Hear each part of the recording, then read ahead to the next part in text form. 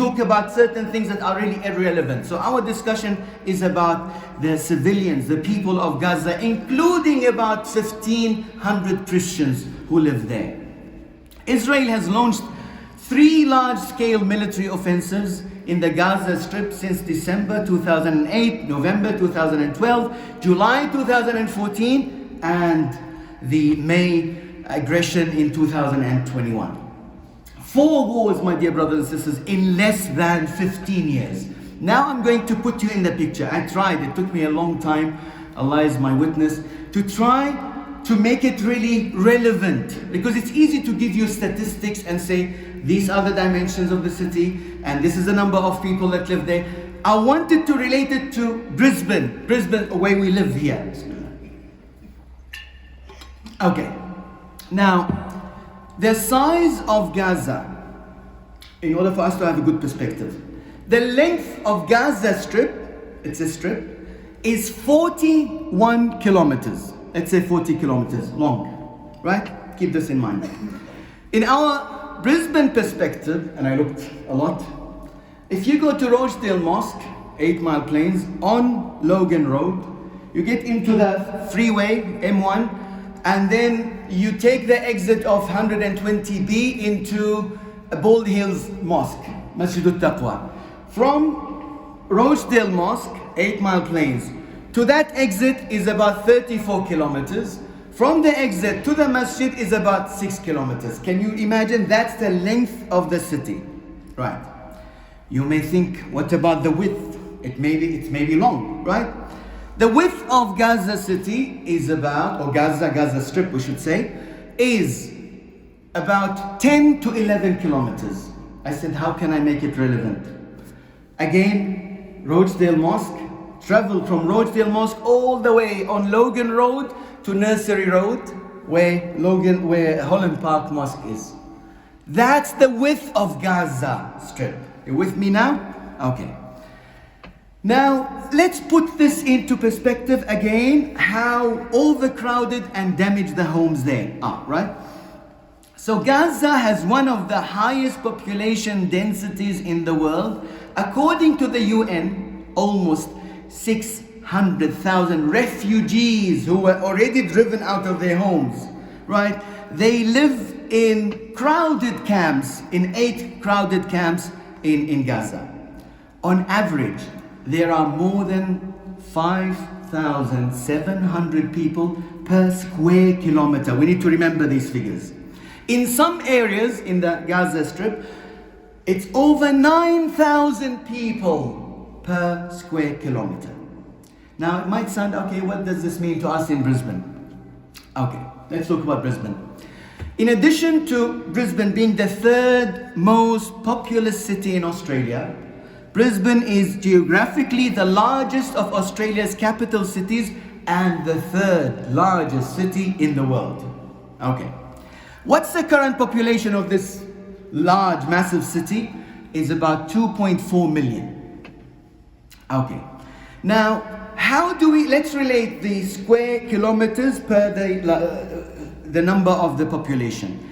With an area of less than 6,000 square kilometers, 6,000 square kilometers, we're not talking 40 kilometers by 10 kilometers wide, the town has a population density of 346 people per square kilometer.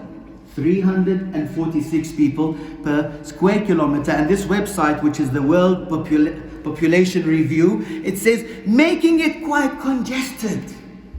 346 people per square kilometer, it's quite congested. Gaza Strip, let me take you back now. 5,000 people up to 9,000 people per square kilometer. I did some maths on my calculator. I said, what's that percentage? It's between like 14 to 26 more times than like Gaza. If you want to relate it to Brisbane, it's like here in Gaza they have 14 to 26 more times than what they should have in comparison to Brisbane. Can we just imagine? Hence, my dear brothers and sisters, the towers in Gaza, there's such a relief and an outlet for people. How do you house such people, 5,000 to 9,000 per square kilometer, in 41 kilometer long by 10 to 11 kilometers wide? And when you talk about towers in Gaza, we're not talking about the towers of the Gulf. The highest tower in Gaza city is about 15 floors. This is it. Yet, they targeted them. And in such a way that I mentioned before. To add salt to injury, my dear brothers and sisters, Israel declared a buffer zone along the border in 2014. By the way, this article is taken from the BBC, and it's a current one, the latest one. So they took more land, again with the excuse of defending themselves. The zone reduced the amount of land available for people to live and to farm on. Next week I'm going to tell you some stories from the heart of Gaza, recent stories. I wanted to do that today, but I said no, let's first talk about what they live in, and then next week when we mention stories and anecdotes, we will be able to relate. Let's talk about destruction now. In this such a small strip. And I mean, the world that we live in, can they not see what's happening? I wonder. The UN estimated about 140,000 houses were damaged or destroyed in the 2014 aggression, and it has since supported the UN almost 90,000 families to rebuild their homes. 2014. The UN says several hundred homes have been severely damaged in the latest fighting, but it will take some time to reveal the full extent of the damage. Still take time. The Egyptian relief has just arrived, by the way. The equipment has just arrived. It's been over 2 weeks now.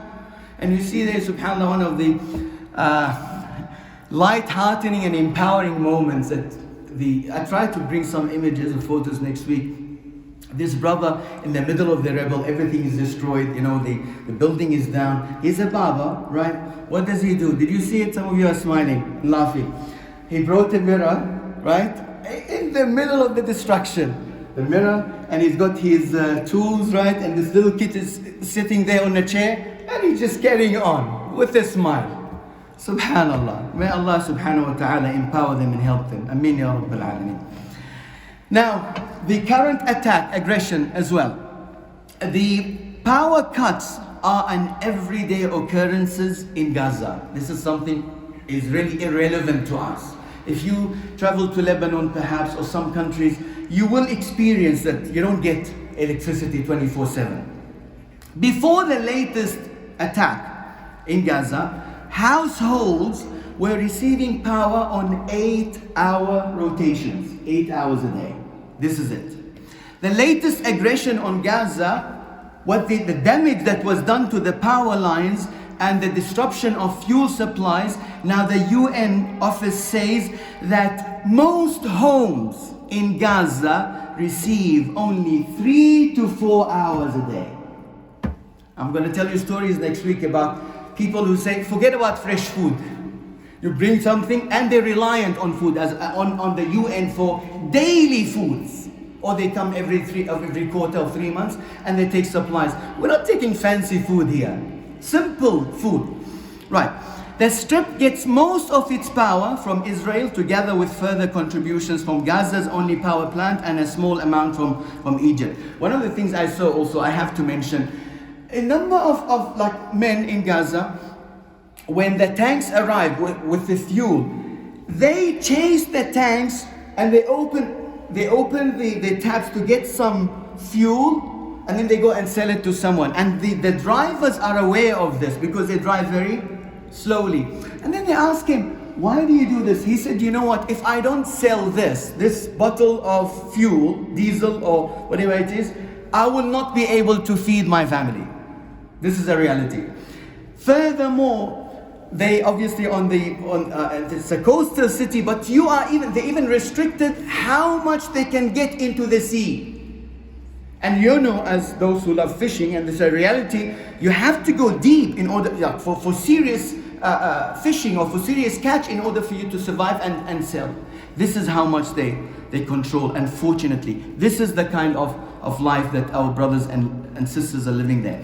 Since 2007, all borders have been kept closed, all borders. Last year, additional restrictions were imposed to try to restrict the spread of coronavirus. I've often said that. I said the world is suffering, is from the effects of this pandemic. Imagine what's happening to them. The Rafah crossing also, the amount of people dropped drastically because really they don't allow anyone in unless it's a critical condition. The Gazans resorted to digging tunnels because the tunnels is the only outlet to get food and get supplies, medical supplies for the people. Those tunnels were also attacked. Much of them were targeted by the latest aggression. So they blockaded 40 by 10 and they are under blockade, and they still attacked by one of the most sophisticated armies, as I said. Subhanallah. They also say that the 2 million people who are living there, 70% of them they are refugees and they rely on the UN for their basic needs and in order for them to survive. And other statistics, if I want to share with you about Gaza, just to put it into perspective and see the amount of suffering. Like much of 1/4 of the diseases there are waterborne, because 95% of water is undrinkable. Imagine the amount of solid waste produced by over 2 million people with your infrastructure being destroyed. Where do you get drinking water from? With they have their own in their homes, but that requires also fuel as well. 4 hours electricity every day. Unemployment over 45%, and it's not like employment where you have some sort of security, a full-time job where it's coming every fortnight, whatever it is, or a casual job, or you have a trade, or you don't have any employment, you apply for social security. These are people, they live day-to-day needs. 46 of the population there, 46% of kids suffer acute anemia. 50% of kids express no will to live. You wonder why. 2 million people denied freedom of movements. The UN called it, as I said before, the largest open air prison in the world. In 2012, there was a report by the UN that said by 2020, it will be unlivable. We are in 2021 with all this destruction. May Allah subhanahu wa ta'ala make it easy for them, and may Allah subhanahu wa ta'ala empower them to empower their cause as well, in whatever way is possible. Somebody asked me, said, what's the point of going to rallies? I said, brother, imagine if when you go all over the world, Australia, Canada, America, Pakistan, India, all over the world, right? Those in Palestine, in Jerusalem, and in Gaza, when they see this support standing up with them, what are they going to feel? Forget about the governments and all those fake leaders. They will get hope and they will continue the struggle, and we will continue to support them, inshallah, in whatever ways are available and possible for us. May Allah subhanahu wa ta'ala allow us to do so. Wa sallallahu wa sallam wa baraka ala Sayyidina Muhammadin wa ala alihi wa sahbihi walhamdulillahi rabbil alamin.